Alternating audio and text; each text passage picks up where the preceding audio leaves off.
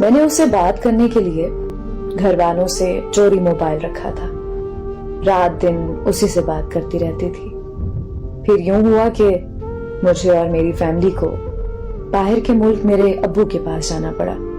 وہاں جا کر بھی میرا رابطہ اس سے ختم نہیں ہوا اور میں دن رات مسلسل اسی سے بات کرتی رہتی تھی. اور پھر ایک دن میرے گھر والوں کو پتہ چل گیا.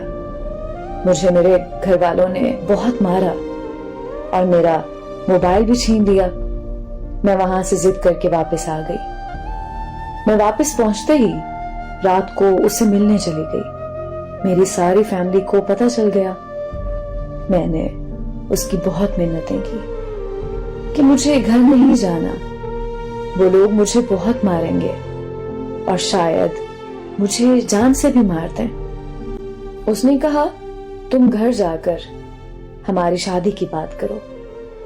میں جب گھر گئی تو میرے گھر والوں نے میری کوئی بات نہیں سنی, بس مجھے بہت دیر تک مارتے رہے. اتنی زیادہ مار کھانے اور اتنی زیادہ پابندیاں لگانے کے باوجود بھی میں اس سے بات کرتی رہی, اس سے ملتی رہی اور گھر والوں سے بار بار ماریں کھاتی رہی. ایسے ہی ہمارے رشتے کو 7 سال گزر چکے تھے. پھر میں نے اسے بولا کہ میرے گھر والے شاید کبھی نہیں مانیں گے, میں تمہارے بغیر نہیں رہ سکتی, تو ہم ایسا کرتے ہیں کہ ہم بھاگ کر شادی کر لیتے ہیں. پھر اس نے مجھے کہا کہ ہم نے جہاں اتنا انتظار کیا وہاں تھوڑا اور انتظار کر لیتے ہیں, یہاں تک کہ ساری زندگی بھی تمہارا انتظار کر سکتا ہوں. پھر ایک دن وہ مجھے کال کر کے کہتا ہے کہ میری منگنی ہو گئی ہے, ہو سکے تو مجھے بھول جاؤ. بس اتنا کہہ کر اس نے کال بند کر دی. میں نے بار بار اسے کال کی لیکن اس کا نمبر مسلسل بند جا رہا تھا.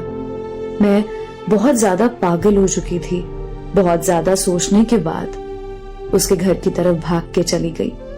اس کے گھر جا کر اس کی بہت زیادہ منتیں کی, بہت ترلے کیے, بہت واسطے دے ڈالے, یہاں تک کہ میں اس کے پاؤں پڑ گئی اور اسے یہ کہا کہ پلیز مجھے مت چھوڑو, میں نہیں رہ سکتی تمہارے بنا, میں تمہارے بغیر مر جاؤں گی, میں تمہارے بغیر زندگی کا تصور بھی نہیں کر سکتی.